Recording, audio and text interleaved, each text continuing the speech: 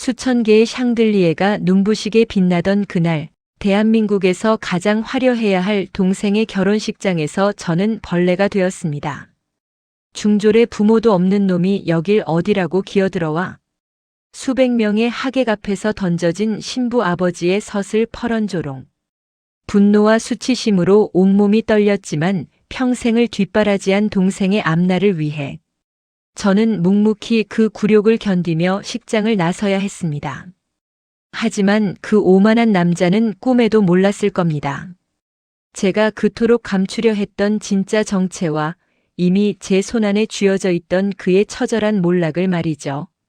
학벌이라는 거대한 벽 앞에 평생을 숨죽여 살았던 한 남자의 눈물겨운 희생, 그리고 식장 전체를 경악에 빠뜨린 위대한 반격.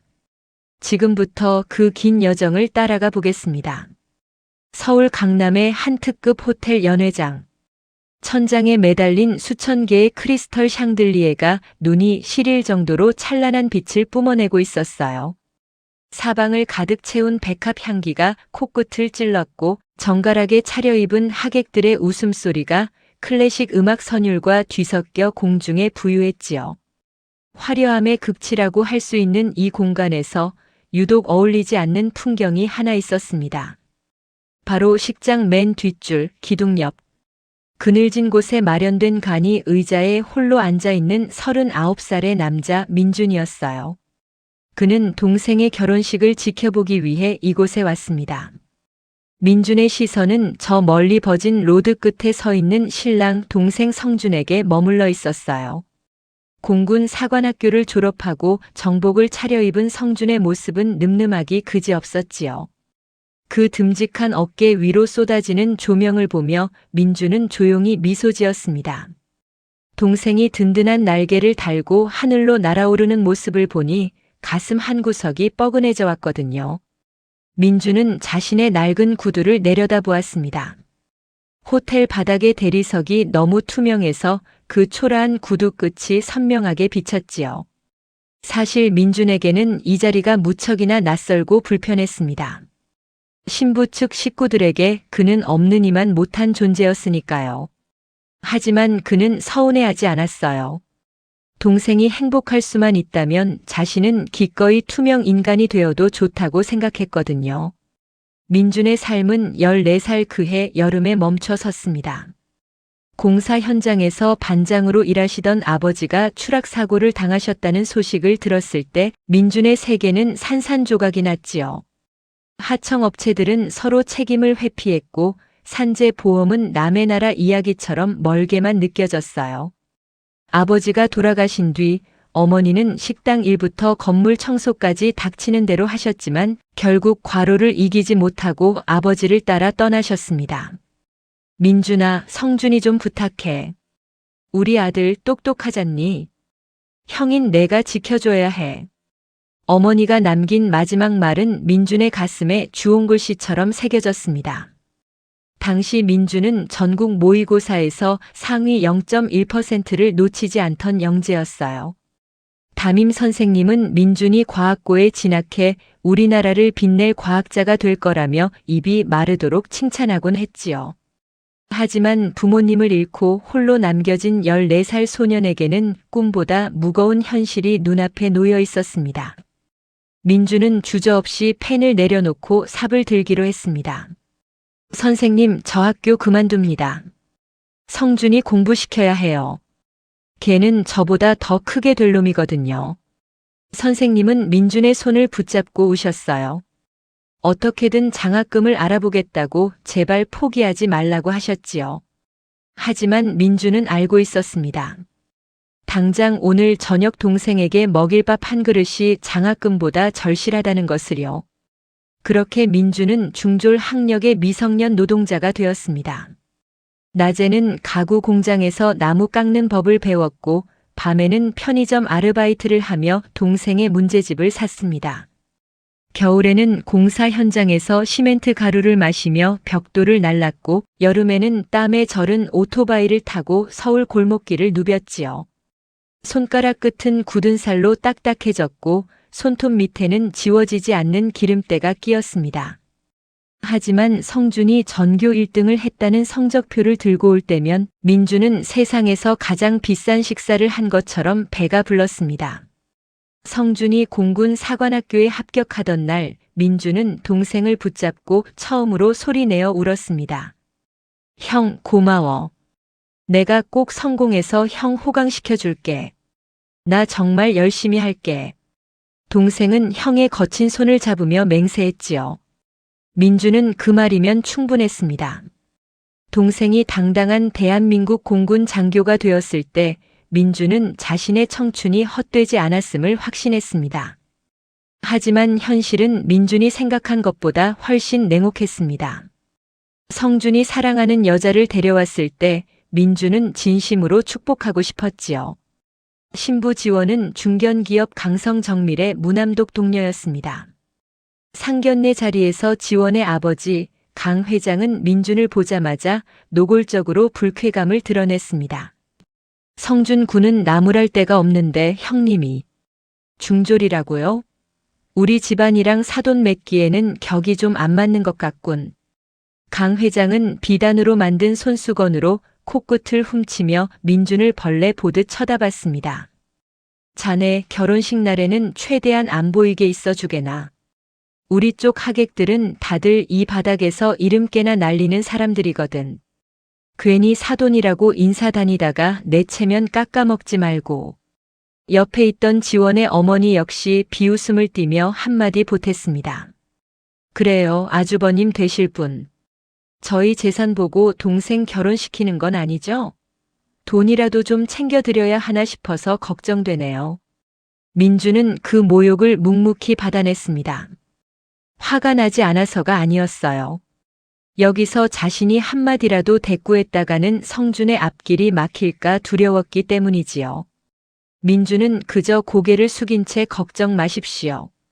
눈에 띄지 않게 조용히 축하만 하고 가겠습니다. 라고 대답할 뿐이었습니다. 하지만 민준에게는 누구에게도 말하지 못한 비밀이 하나 있었습니다. 그가 막노동을 하며 틈틈이 독학으로 익힌 프로그래밍 기술로 개발한 시스템이 세계적인 물류기업 넥서스 글로벌의 핵심 엔진이 되었다는 사실이었지요. 민주는 자신의 천재적인 감각을 이용해 복잡한 인력 매칭 알고리즘을 설계했고, 이를 알아본 넥서스 글로벌의 이호진 회장은 민준을 직접 찾아와 전격 발탁했습니다. 민준은 현재 넥서스 글로벌의 한국지사 전략기획본부장이라는 직함을 가지고 있었습니다. 하지만 그는 이 사실을 동생에게도 알리지 않았어요. 자신의 배경이 성준의 독립적인 성장에 방해가 될까봐, 그리고 성준이 형에 대한 부채감을 느끼며 살게 하고 싶지 않아서였지요. 민주는 오늘도 그저 동생 뒷바라지하는 못 배운 형의 가면을 쓰고 구석진 자리에 앉아 있었습니다. 예식이 시작되자 강 회장이 마이크를 잡았습니다. 축사를 하러 단상에 올라선 그의 얼굴은 이미 술기운으로 붉게 달아올라 있었지요. 그는 딸의 행복을 빌어주는 대신 자신의 회사가 얼마나 대단한지, 오늘 온 하객들이 얼마나 거물들인지를 늘어놓기 시작했습니다. 민주는 불안한 예감에 손등을 문질렀습니다. 강 회장의 시선이 자꾸만 이쪽 구석으로 향하고 있었거든요. 아, 그리고 오늘 이 기쁜 날에 좀 짚고 넘어가야 할 게 있습니다. 강 회장의 목소리가 예식장 전체에 쩌렁쩌렁 울려 퍼졌습니다. 축하의 박수가 쏟아지던 객석은 순식간에 찬물을 끼얹은 듯 조용해졌지요. 성준과 신부 지원의 표정도 굳어졌습니다. 민주는 심장이 바닥까지 떨어지는 기분을 느꼈어요. 우리 사위, 참 훌륭한 친구죠. 그런데 말입니다. 이 친구한테 아주 골칫덩어리 형이 하나 있더라고요. 강 회장은 민준이 있는 구석을 손가락으로 정확히 가리켰습니다. 수백 명의 시선이 마치 칼날처럼 민준의 온몸을 파고들었습니다. 민준은 숨이 멎을 것만 같았어요. 동생 성준의 얼굴은 이미 수치심과 분노로 일그러져 있었고, 강 회장의 입에서는 차마 입에 담지 못할 독설이 쏟아져 나오기 시작했습니다. 민준은 이 화려한 연회장이 거대한 늪처럼 느껴졌습니다. 자신이 그토록 지키려 했던 동생의 평화가 지금 눈앞에서 처참하게 무너져 내리고 있었습니다. 강 회장의 웃음 섞인 조롱이 샹들리에의 불빛을 타고 날카롭게 흩어졌습니다. 민주는 천천히 자리에서 일어났어요. 이제는 더 이상 가면을 쓰고 숨어 있을 수 없다는 것을 직감했지요. 거센 폭풍우가 몰려오기 전에 기묘한 고요함처럼 식장 안은 무거운 긴장감에 휩싸였습니다. 바로 그때 굳게 닫혀있던 연 회장의 대형 목재문이 육중한 소리를 내며 열렸습니다. 모두의 시선이 문 쪽으로 향했고 민준의 눈동자가 흔들리기 시작했습니다. 예상치 못한 인물의 등장이었지요. 강 회장의 마이크 소리는 날카로운 기계음과 함께 식장 안을 가득 채웠습니다. 화려한 샹들리에 아래에서 울려 퍼지는 그 소리는 축복이 아니라 비수였지요. 민주는 숨이 턱 막히는 기분이 들었습니다. 수백 명의 하객이 일제히 고개를 돌려 그를 쳐다보는 순간 민주는 자신이 마치 발가벗겨진 채 길거리에 내던져진 것 같은 수치심을 느꼈어요.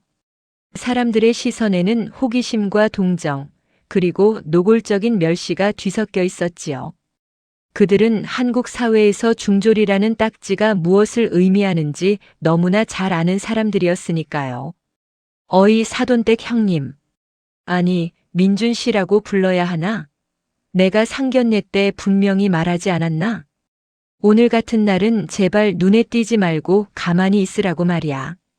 강 회장은 비틀거리는 걸음으로 단상에서 내려와 민준이 있는 구석 자리로 다가왔습니다. 그가 지나가는 길마다 하객들이 모세의 기적처럼 갈라졌지요. 술 냄새와 함께 뿜어져 나오는 강 회장의 오만함은 공기를 무겁게 짓눌렀습니다. 민준은 바닥을 뚫고 들어가고 싶은 심정이었지만 이를 악물고 버텼습니다. 여기서 자신이 무너지면 저 앞에 서 있는 동생 성준의 인생이 무너질 것 같았거든요. 장인어른 제발 그만하십시오. 지금 이게 뭐 하시는 겁니까? 참다 못한 성준이 버진 로드를 가로질러 달려왔습니다. 정복을 입은 성준의 얼굴은 분노로 시뻘겋게 달아올라 있었지요. 성준은 형의 앞을 가로막으며 강 회장을 노려보았습니다. 하지만 강 회장은 코웃음을 치며 사위의 어깨를 툭툭 쳤습니다. 성준군, 자네가 아직 젊어서 그래. 자네 같은 엘리트가 이런 근본 없는 형 때문에 앞길 막히는 꼴 내가 장인으로서 못 보겠다고. 이 사람은 우리 수준에 안 맞아. 중졸에 부모도 없이 노가다나 뛰는 인간이 여기 끼어 있는 것 자체가 내 딸. 지원이한테 신뢰라고 생각 안 하나? 성준의 손이 파르르 떨렸습니다. 군인으로서 단련된 인내심이 한계에 다다른 듯 보였지요. 민주는 성준의 정복 소매를 살며시 붙잡았습니다. 그리고 떨리는 목소리로 속삭였어요. 성준아, 괜찮아. 형이 그냥 나갈게. 너희들 오늘 주인공이잖아. 나 때문에 망치지 마. 민주는 애써 웃음을 지어 보였지만 눈가에는 이미 뜨거운 것이 맺혀 있었습니다. 그는 강 회장을 향해 깊숙이 고개를 숙였습니다. 허리가 끊어질 듯한 각도로 식장에 모인 모든 하객에게 사죄하듯 오래도록 고개를 숙였지요. 하지만 강 회장의 공격은 멈추지 않았습니다. 오히려 민준의 그런 비굴할 정도로 정중한 태도가 그의 가학적인 본능을 자극한 모양이었어요. 나가는 걸로 해결되나? 자네 같은 인간이 사돈이라는 게 알려지면 우리 강성정밀 주가는 어떡하고? 내 체면은 어떡할 거야? 자네 혹시 우리 집 재산 보고 동생 이용해 먹으려는 거 아냐? 얼마면 되겠나? 이 자리에서 당장 꺼져주는 대가로 돈이라도 좀 쥐어줘야 해. 식장 곳곳에서 키득거리는 웃음소리가 새어나왔습니다. 지원의 친척들인 것 같았지요. 그들은 마치 재미있는 구경거리를 보는 것처럼 민준을 훑어보았습니다. 세상에 진짜 중졸이래. 저런 형을 뒀으니 성준 씨도 참 고생 많았겠네. 독한 말들이 화살이 되어 민준의 가슴을 후벼 팠습니다. 민준은 아무 말도 할 수 없었습니다. 그가 어떤 변명을 해도 그들의 귀에는 가난한 자의 핑계로만 들릴 테니까요. 민주는 천천히 발걸음을 옮겨 출구로 향했습니다. 등 뒤에서 들려오는 강 회장의 웃음소리와 성준의 절규 섞인 외침이 멀어지는 듯 했습니다. 식장의 거대한 목재문이 무겁게 닫히는 소리가 들렸지요. 문 밖의 복도는 차가운 정적으로 가득했습니다. 민주는 벽에 기대어 길게 숨을 내뱉었습니다. 손등을 보니 손톱이 살을 파고들어 핏방울이 맺혀 있었지요. 그는 근처 화장실로 들어가 세수를 했습니다. 거울 속에는 화려한 슈트를 입었지만 그 속은 시커멓게 타버린 한 남자가 서 있었어요. 민주는 자신의 휴대폰을 꺼내 들었습니다. 화면에는 이호진 회장님이라는 발신 번호와 함께 문자 한 통이 와 있었지요. 본부장, 오늘 동생분 결혼식 잘 치르고 있나? 내가 좀 늦었군. 지금 주차장에 도착했네. 민주는 눈을 질끈 감았습니다. 이호진 회장. 넥서스 글로벌의 정점에 서 있는 그가 이 아수라장에 들어온다면 어떤 일이 벌어질지 눈에 선했습니다. 민주는 회장님께 지금 오지 마시라고, 아니 이미 예식이 끝났다고 거짓말이라도 해서 돌려보내야겠다고 생각했습니다. 하지만 손가락이 움직이지 않았어요. 머릿속에서는 동생 성준이 장인에게 머리를 조아리는 모습, 그리고 평생 형 때문에 죄인처럼 살아야 할 성준의 미래가 파노라마처럼 스쳐 지나갔습니다. 내가 여기서 물러서면 성준이는 평생 저 집안의 노예가 될 거야. 민주는 거울 속 자신과 눈을 맞추었습니다. 중졸이라는 꼬리표 뒤에 숨어 조용히 살고자 했던 것은 자신의 안위를 위해서가 아니었습니다.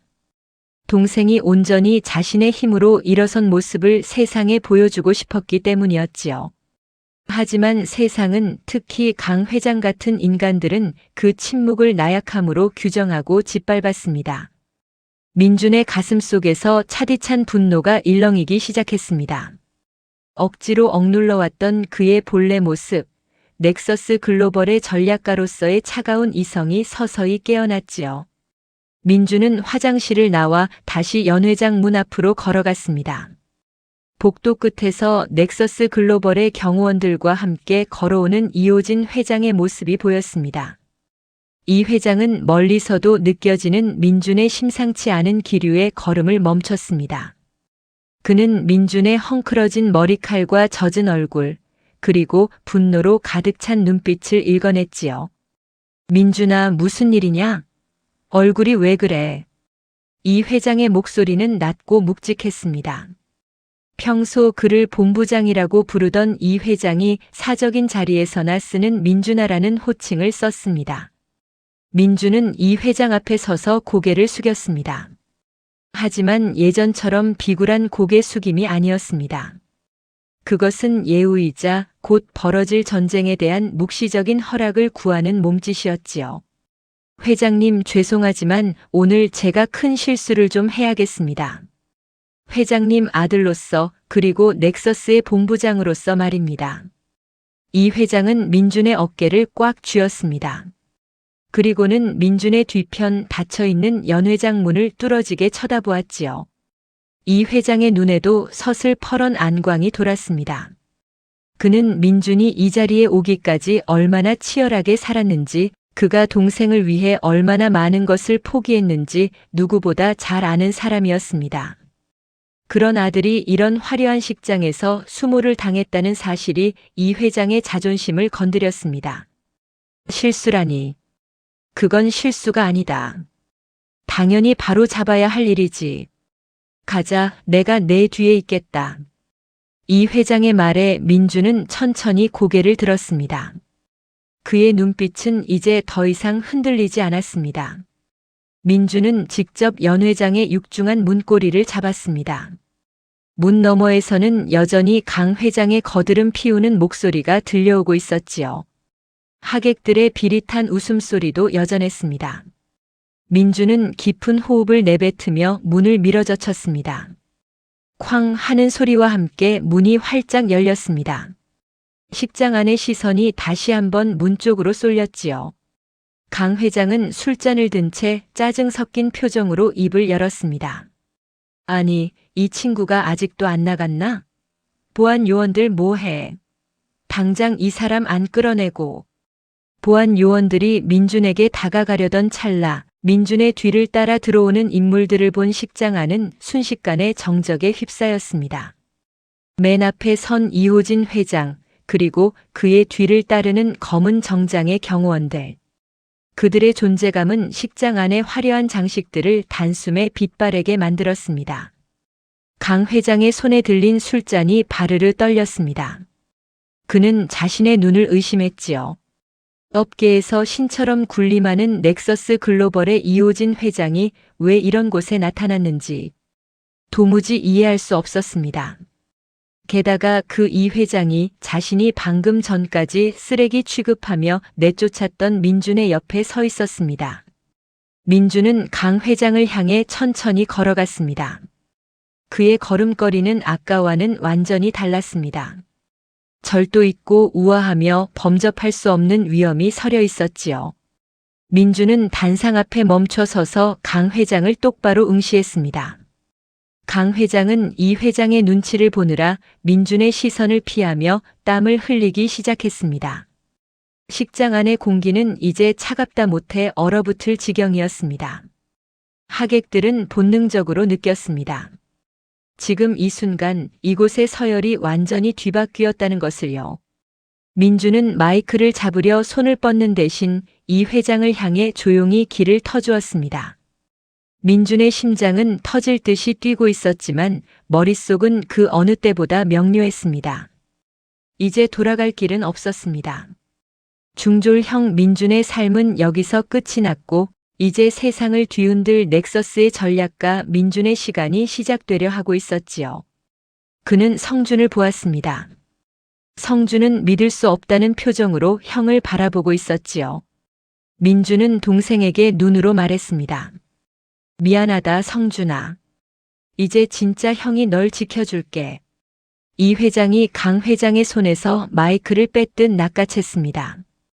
강 회장은 아무런 저항도 하지 못한 채 허수아비처럼 서 있었지요.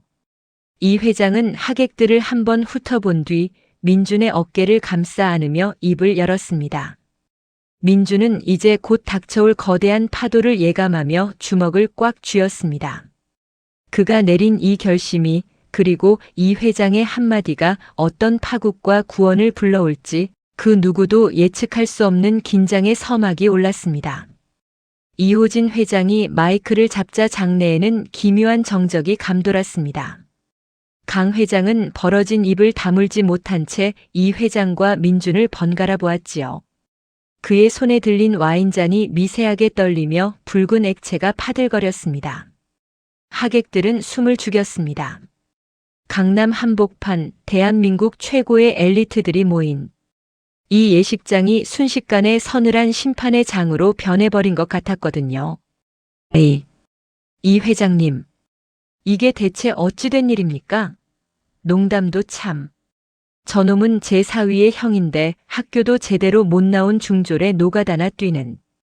강 회장은 필사적으로 웃음을 지어 보였습니다. 그는 이 상황이 일종의 착오이거나 자신이 모르는 어떤 거창한 서프라이즈 이벤트이길 바라는 눈치였지요. 하지만 이호진 회장의 눈빛은 얼음장처럼 차가웠습니다.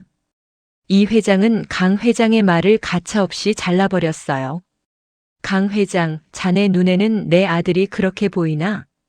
아들이라는 단어가 스피커를 타고 연 회장 구석구석을 때렸습니다. 성준은 멍한 표정으로 형을 바라보았고 신부 지원은 손덜미를 잡으며 휘청거렸지요.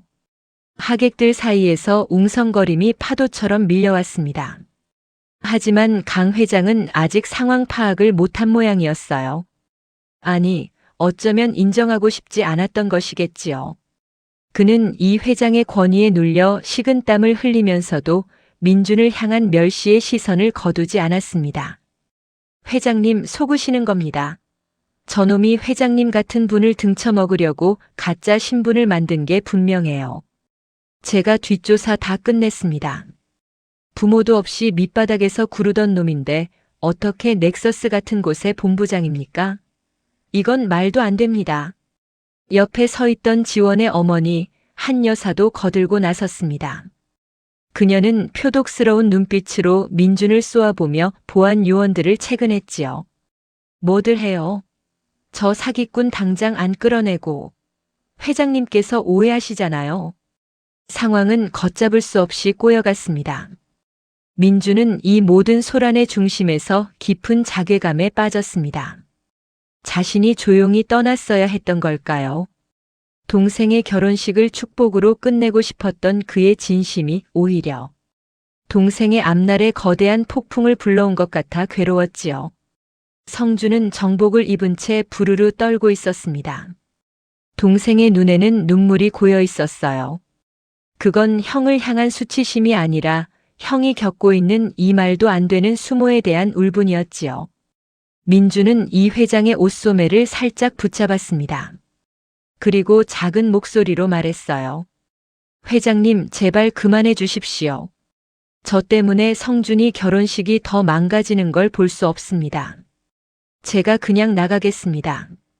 민준의 목소리는 떨리고 있었습니다. 그는 이 상황을 해결할 방법이 없다고 느꼈습니다. 강 회장 같은 인간들은 진실보다 자신이 믿고 싶은 편견을 더 중요하게 생각하니까요. 민준이 넥서스의 본부장이라는 증거를 내밀어도 그들은 그것조차 조작이라고 몰아붙일 기세였습니다. 위계와 학벌, 배경이라는 단단한 벽이 민준의 앞을 가로막고 있었지요. 이 회장은 민준을 물끄러미 바라보았습니다. 그의 눈에는 안타까움과 노여움이 공존하고 있었지요. 이 회장은 마이크를 내려놓고 민준의 귓가에 낮게 은조렸습니다. 민준아, 내가 여기서 물러나면 저들은 너를 평생 사기꾼으로 기억할 거다. 그리고 내 동생은 평생 저 집안의 그림자 아래에서 죄인처럼 살아야 해. 그게 내가 원하던 동생의 미래냐? 민주는 뒤통수를 엇맞은 듯 멍해졌습니다. 그랬습니다. 자신이 참는 것이 동생을 돕는 유일한 길이라 믿었지만 그것은 착각이었습니다. 한국 사회에서 한번 낙인 찍힌 부족한 배경은 적당히 참는다고 사라지는 것이 아니었지요. 강 회장은 성준을 사위로 맞이하면서도 민준을 빌미 삼아 성준의 자존감을 평생 깎아내릴 것이 뻔했습니다. 그때였습니다. 강 회장이 비열한 웃음을 지으며 하객들을 향해 소리쳤습니다. 여러분 보십시오. 저 사기꾼 놈 회장님 뒤에 숨어서 벌벌 떨고 있는 거. 저런 놈이 내 사돈이라니 정말 하늘이 무너질 일 아닙니까? 지원아, 너도 정신 차려. 저런 집안이랑 엮이면 우리 강성정밀 이미지 박살나는 거야. 신부 지원은 눈물을 흘리며 고개를 숙였습니다.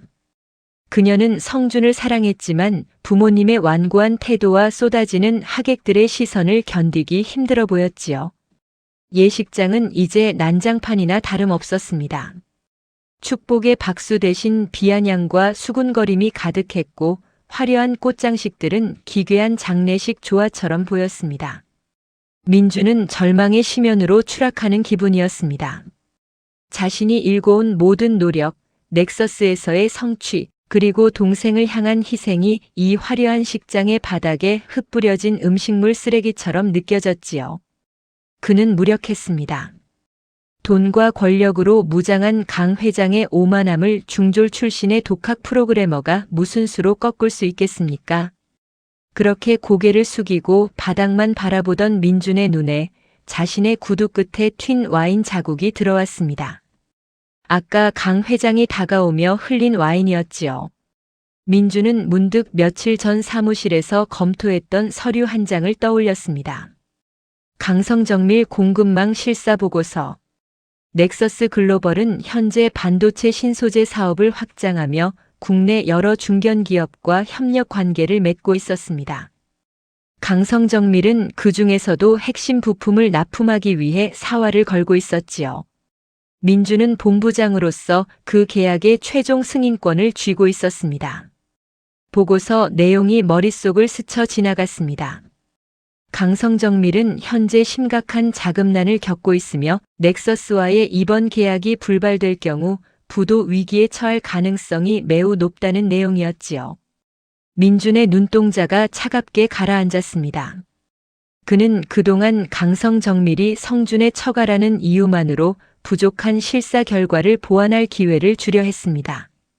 하지만 강 회장은 그 호의를 발로 걷어찼을 뿐만 아니라 민준의 인격까지 짓밟았습니다. 민준은 이제 알았습니다. 저 괴물 같은 오만함을 잠재울 수 있는 것은 논리나 진실이 아니라 저들이 그토록 숭상하는 압도적인 힘뿐이라는 사실을요. 민준은 천천히 고개를 들었습니다. 그의 표정에서 떨림이 사라졌습니다. 대신 그 자리에는 넥서스의 이호진 회장이 가장 신뢰하는 냉철하고 빈틈없는 전략가의 얼굴이 들어차 있었지요. 민준은 자신을 붙잡고 있던 이 회장의 손을 부드럽게 떼어냈습니다. 그리고 마이크를 향해 한 걸음 다가갔습니다. 강 회장님. 민준의 목소리는 낮았지만 예식장 안의 소란을 단숨에 잠재울 만큼 힘이 있었습니다. 강 회장은 움찔하며 민준을 쳐다봤습니다. 민준은 차가운 미소를 지으며 말을 이었습니다. 강성정밀이 이번에 추진 중인 넥서스 글로벌의 오메가 프로젝트 공급 계약건 말입니다. 그 실사 보고서 제가 어제 날짜로 반려했습니다. 알고 계십니까?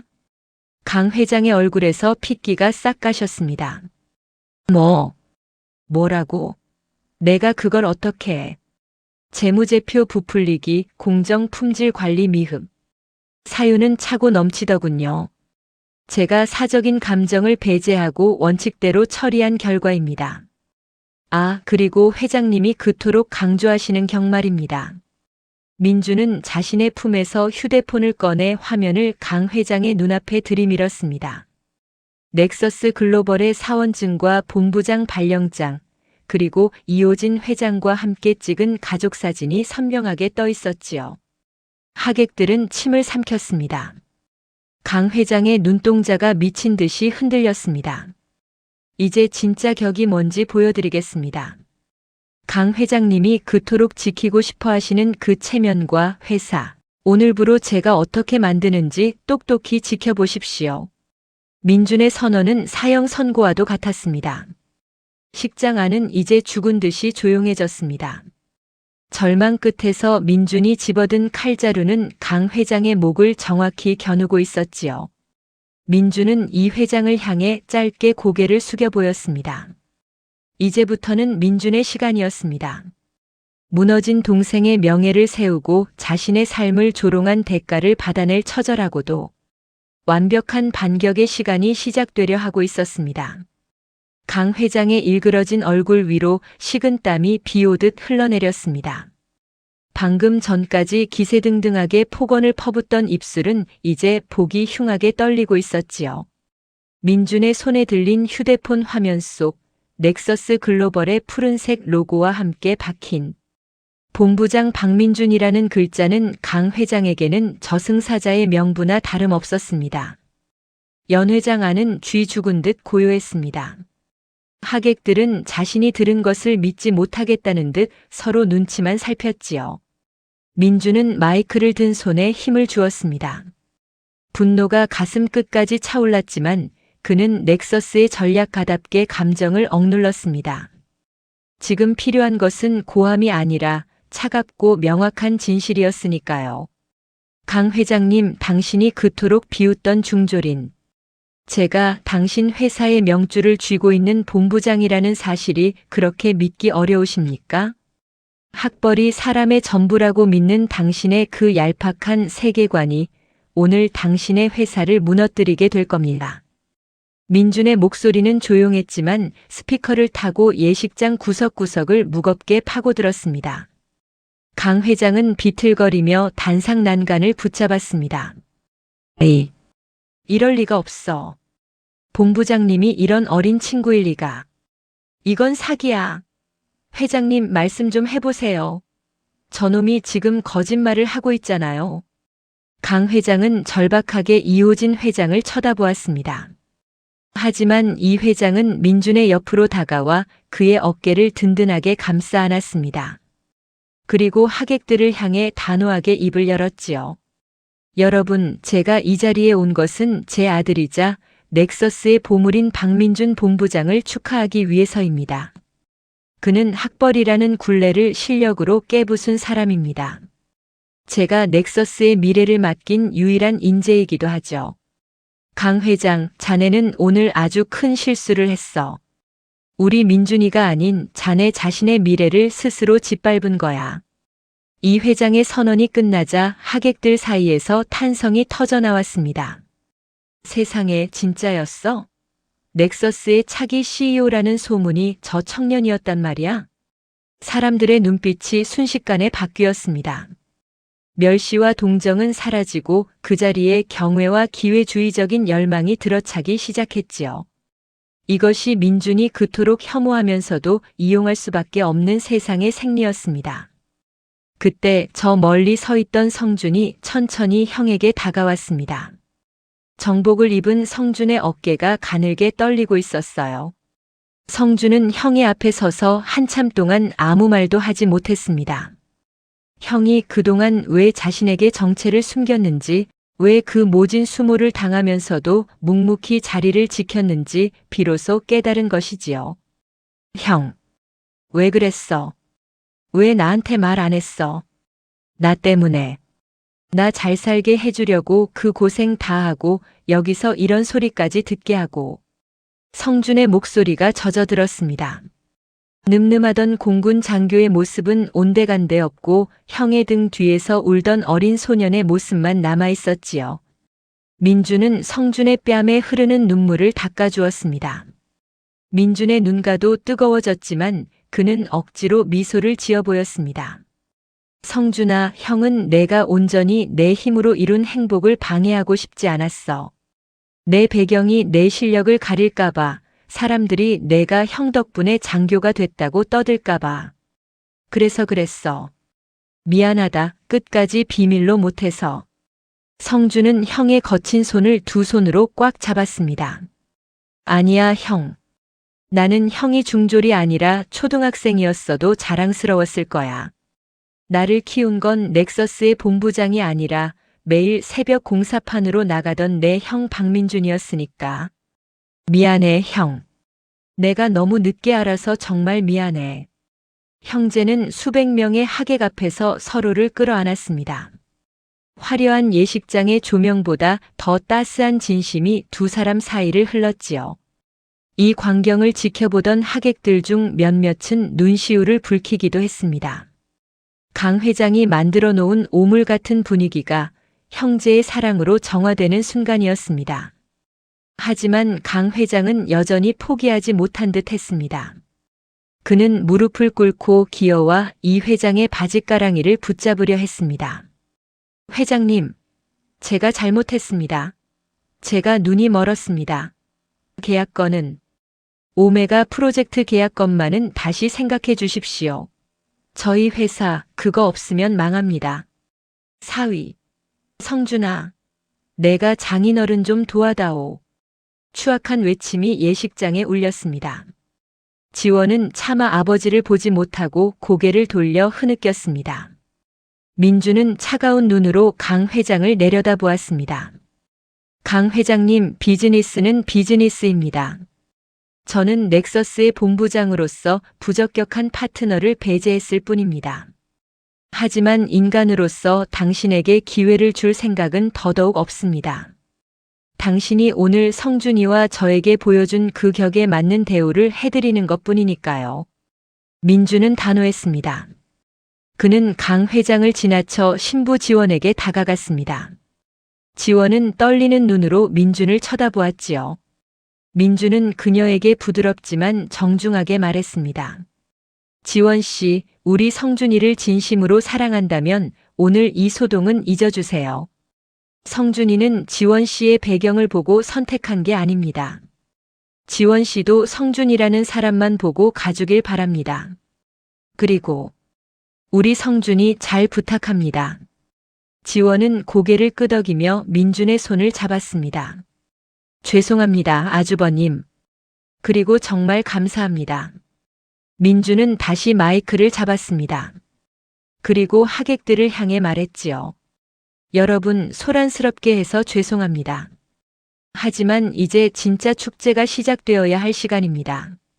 대한민국에서 가장 멋진 장교와 가장 아름다운 신부의 앞날을 위해 진심 어린 박수를 부탁드립니다.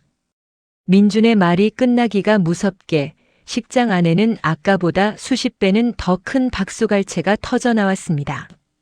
가식과 체면이 아닌 진심 어린 감동과 환호가 섞인 소리였지요. 성준과 지원은 다시 손을 맞잡고 버진 로드 위에 섰습니다. 두 사람의 발걸음은 이제 전보다 훨씬 가볍고 당당해 보였습니다. 민주는 식장 뒤편으로 물러나 이호진 회장 곁에 섰습니다. 이 회장은 민준의 등을 다독이며 만족스러운 웃음을 지었지요. 민준아, 속이 좀 시원하냐? 민준은 길게 숨을 내쉬며 고개를 끄덕였습니다. 네, 회장님. 그런데 시원한 것보다 마음이 참 가볍네요. 이제야 진짜 제 자리를 찾은 기분입니다. 예식장 밖은 어느덧 노을이 지고 있었습니다. 창밖으로 보이는 서울의 풍경은 늘 똑같았지만 민준이 보는 세상은 어제와 완전히 달랐습니다. 그는 이제 더 이상 숨지 않을 것입니다. 자신의 과거를 부끄러워하지도 자신의 성공을 과시하지도 않으면서 그저 가장 소중한 사람들을 지키는 법을 배운 한 남자로 당당히 살아갈 결심을 굳혔습니다. 식은 무사히 끝났고 하객들은 돌아갔습니다. 식장 안에는 민준과 성준, 그리고 이 회장과 신부만 남았지요. 성준은 형의 어깨에 팔을 두르며 장난스럽게 웃었습니다. 형, 근데 넥서스 본부장님이면 이제 나한테 용돈 좀 많이 줘야 하는 거 아냐? 이 녀석이 장교 월급이나 잘 챙겨. 형이 맛있는 건 언제든 사줄 테니까. 형제의 웃음소리가 텅 빈 식장에 기분 좋게 울려 퍼졌습니다. 시련은 지나갔고 상처는 아물기 시작했습니다. 하지만 민주는 알고 있었습니다. 이것이 끝이 아니라 새로운 시작이라는 것을요. 강 회장의 회사가 어떻게 될지, 넥서스에서의 자신의 행보가 어떻게 펼쳐질지. 하지만 두렵지 않았습니다. 그의 곁에는 이제 진정한 가족과 믿음이 있었으니까요. 민주는 멀리 저물어가는 해를 보며 미소 지었습니다. 내일은 오늘보다 훨씬 더 눈부신 태양이 뜰 것이라는 확신이 들었습니다. 결혼식이 끝난 지 어느덧 석 달이라는 시간이 흘렀습니다. 서울의 거리는 울긋불긋한 단풍 대신 차갑고 정갈한 겨울 공기로 채워지기 시작했지요. 민주는 평소와 다름없이 넥서스 글로벌의 본무장실 창가에 서서 지는 해를 바라보았습니다. 이제는 더 이상 구석진 자리에 숨어 남의 눈치를 살필 필요가 없는 일상이 찾아왔습니다. 결혼식 날의 그 소동 이후 업계의 지형도는 소리 없이 그러나 아주 급격하게 재편되었습니다. 강 회장이 운영하던 강성정밀은 결국 부도의 파고를 넘지 못했지요. 민준이 계약을 반려한 것이 결정타였지만 사실 그 속을 들여다보면 이미 골물대로 골마있던 상처가 터진 것에 불과했습니다. 학벌과 인맥만 따지느라 유능한 인재들을 내쫓았던 강 회장의 독단적인 경영 방식이 결국 화를 부른 것이었지요.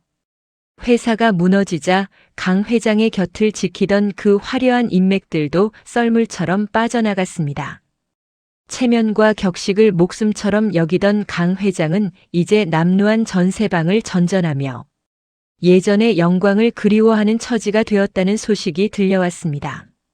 하지만 민주는 그 소식을 듣고도 크게 기뻐하거나 통쾌해하지 않았습니다. 그저 자신이 마땅히 해야 할 일을 했을 뿐이고 세상의 이치가 제 자리를 찾아간 것이라 생각했거든요. 민준의 책상 위에는 성준과 지원이 신혼여행지에서 보내온 엽서 한 장이 놓여 있었습니다. 형, 우리 잘 다녀왔어. 조만간 집으로 갈게. 짧은 문장이었지만 그 속에는 그 어느 때보다 단단한 행복이 묻어 있었지요. 지원은 아버지인 강 회장과 인연을 끊지는 않았지만 남편인 성준과 함께 독립적인 삶을 꾸려나가기로 결심했습니다. 그녀는 아버지의 그릇된 가치관에서 벗어나 사람의 진정한 가치가 어디에 있는지 스스로 깨닫기 시작했지요. 어느 토요일 오후 민주는 오랜만에 성준 부부를 집으로 초대했습니다. 민준의 집은 그가 가진 사회적 지위에 비하면 소박하고 아담했습니다. 창밖으로 한강이 내려다 보이는 거실에는 따뜻한 차 향기가 감돌았지요. 초인종 소리와 함께 성준과 지원이 밝은 얼굴로 들어섰습니다. 형, 그동안 잘 지냈어? 본부장님 되니까 얼굴 보기 너무 힘들다. 성준은 예의 그 활기찬 목소리로 형의 어깨를 툭 쳤습니다. 정복을 벗고 편안한 니트 차림으로 나타난 성준의 얼굴은 훨씬 편안해 보였지요. 지원 역시 민준에게 정중하게 고개를 숙이며 인사를 건넸습니다. 아주버님, 그동안 저희 걱정 많이 해주셔서 정말 감사해요. 저희 아주 잘 지내고 있어요. 세 사람은 식탁에 둘러앉아 따뜻한 밥을 나누어 먹었습니다. 예전처럼 값싼 김밥이나 라면이 아닌 정갈한 한정식이었지만 서로를 바라보는 눈빛만큼은 어린 시절 그 가난했던 방 단칸 방에서의 그것과 다를 바가 없었지요. 민주는 성준의 밥 위에 생선살을 발라 얹어주며 말했습니다. 성준아, 군 생활은 어떠니? 힘들진 않아? 힘들긴. 형이 넥서스 본부장이라는 소문이 부대까지 다 퍼져서 다들 나보고 형님 잘 모시라고 난리야. 근데 형, 나는 형이 본부장이라서가 아니라 그냥 내 형이라서 좋아. 알지? 성준의 장난 섞인 진심에 민주는 옅은 미소를 지었습니다. 지원은 조심스럽게 민준의 눈치를 살피더니 입을 열었습니다. 아주버님, 사실 저희 아버지 소식 들었어요. 많이 힘들어 하신다고요. 한편으로는 마음이 아프지만 아주버님께 그런 무례를 범하신 걸 생각하면 당연한 결과라는 생각도 들어요. 제가 대신 사과드릴게요. 민주는 찻잔을 내려놓고 지원을 똑바로 바라보았습니다. 그의 눈빛에는 원망도 미련도 남아있지 않았습니다. 지원 씨, 사과할 필요 없어요. 강 회장님은 그분의 인생을 사신 거고 나는 나의 인생을 사는 것뿐입니다. 지원 씨가 성준이 옆에서 든든한 버팀목이 되어준 것만으로도 나는 충분히 고마워요. 이제 우리 사이에 지난 일은 묻어두기로 합시다. 민준의 너른 배려의 지원은 결국 눈시울을 붉혔습니다. 민준은 성준과 지원의 손을 차례로 맞잡았습니다. 이제야 비로소 모든 갈등의 매듭이 풀리고 진정한 가족의 온기가 식탁을 가득 채우는 기분이었지요. 다음 날 민주는 성준과 함께 부모님이 잠드신 산소를 찾았습니다. 차가운 겨울 바람이 옷깃을 스치고 지나갔지만 맑게 개인 하늘은 눈이 시릴 정도로 푸르렀지요. 민주는 부모님의 비석 앞에 서서 정성스럽게 술을 따랐습니다. 그리고는 무릎을 꿇고 오래도록 고개를 숙였지요. 아버지, 어머니, 저 약속 지켰어요. 성준이 훌륭하게 키워서 장가도 보냈고 이제 저도 남부럽지 않게 제 자리를 잡았습니다. 저 이제 더 이상 숨어서 울지 않아요. 민준의 마음속에서 묵직한 돌덩이 하나가 내려가는 기분이 들었습니다. 십수년을 가슴에 품고 살았던 중졸이라는 자격지심, 동생을 향한 무거운 책임감, 그리고 세상을 향한 보이지 않는 벽들이 눈 녹듯 사라졌습니다. 옆에 서 있던 성준도 부모님께 거수 경례를 올리며 형의 어깨를 감싸 안았습니다. 형, 고생 많았어. 이제는 형 자신을 위해서 좀 살아. 나 이제 진짜 다 컸잖아. 민주는 성준의 손을 꽉 잡았습니다. 산을 내려오는 길 민주는 문득 자신의 거친 손등을 내려다보았습니다. 공사판에 시멘트 가루와 가구 공장의 톱밥이 베어있던 그 손은 이제 매끄러운 만년필을 쥐는 손이 되었지만 민주는 자신의 과거를 단 한순간도 지우고 싶지 않았습니다. 그 고통스러웠던 시간들이 있었기에 오늘의 자신이 존재한다는 것을 너무나 잘 알고 있었으니까요. 월요일 아침 민주는 평소보다 조금 일찍 출근했습니다.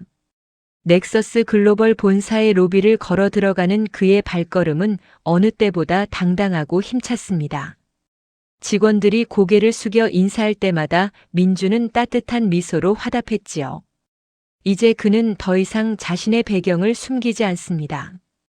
가끔 신입사원들에게 자신의 이야기를 들려주기도 합니다. 학벌이 아닌 실력이, 편견이 아닌 진심이 세상을 바꿀 수 있다는 것을 몸소 보여주고 있었지요. 이호진 회장도 민준의 변화를 반겼습니다.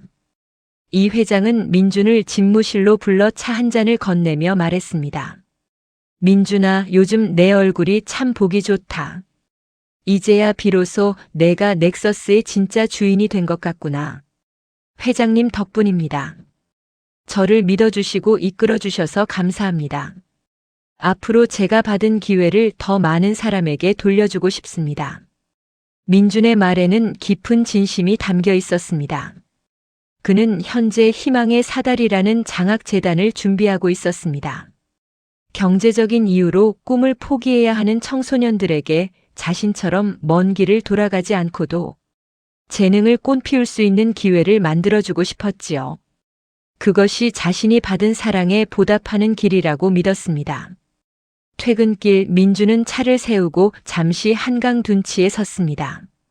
강 건너 빌딩 숲에서 뿜어져 나오는 화려한 불빛들이 강물 위로 흩어지고 있었지요. 민주는 주머니에서 휴대폰을 꺼내 성준에게 문자를 보냈습니다. 성준아, 이번 주말에 형이랑 같이 엄마 좋아하시던 국수 먹으러 갈까? 곧바로 답장이 왔습니다. 당연하지. 내가 형네 집으로 갈게. 민주는 하늘을 올려다보았습니다. 어두운 밤하늘에 별들이 하나둘씩 박히고 있었습니다. 어떤 별은 유난히 밝게 빛나고 어떤 별은 희미하게 반짝였지만 그 별들은 모두 각자의 자리에서 우주를 지탱하고 있었지요. 민주는 깨달았습니다. 사람의 인생도 저 별들과 같다는 것을요. 조금 늦게 빛을 낸다고 해서 혹은 남들보다 낮은 곳에 있다고 해서 그 가치가 덜한 것은 아니었습니다. 묵묵히 자신의 자리를 지키며 인내하고 사랑하는 사람이야말로 가장 찬란한 빛을 내는 주인공이라는 사실을 말이지요. 민주는 차가운 공기를 깊게 들이마셨습니다. 이제 가슴속이 시원했습니다. 내일도 모레도 그에게는 치열한 비즈니스 전쟁터가 기다리고 있겠지만 그는 더 이상 두렵지 않습니다. 그에게는 사랑하는 가족이 있고 믿어주는 동료가 있으며 무엇보다 자기 자신을 온전히 사랑하는 법을 알게 되었으니까요. 긴 여행을 마치고 집으로 돌아온 듯한 평온함 속에서 민주는 천천히 발걸음을 옮겼습니다. 그의 등 뒤로 서울의 밤이 따뜻하게 깊어가고 있었습니다. 고통은 추억이 되었고 상처는 훈장이 되었습니다. 민준의 인생 2막은 이제 막 가장 아름다운 서막을 올리고 있었습니다. 때로는 세상의 차가운 시선에 숨이 막힐 때도 있을 겁니다. 학벌이나 재력이라는 벽이 너무나 높아 보여서 주저앉고 싶을 때도 있겠지요. 하지만 기억하세요. 당신이 버티어낸 그 시간들, 소중한 사람을 위해 흘린 땀방울은 절대로 당신을 배신하지 않습니다. 당신은 이미 충분히 빛나는 존재입니다. 당신의 오늘을 그리고 다가올 눈부신 내일을 진심으로 응원합니다. 영상이 마음에 드셨다면 구독과 좋아요 부탁드립니다. 그리고 여러분의 이야기를 댓글로 들려주세요. 당신의 한마디가 또 다른 변화를 만듭니다.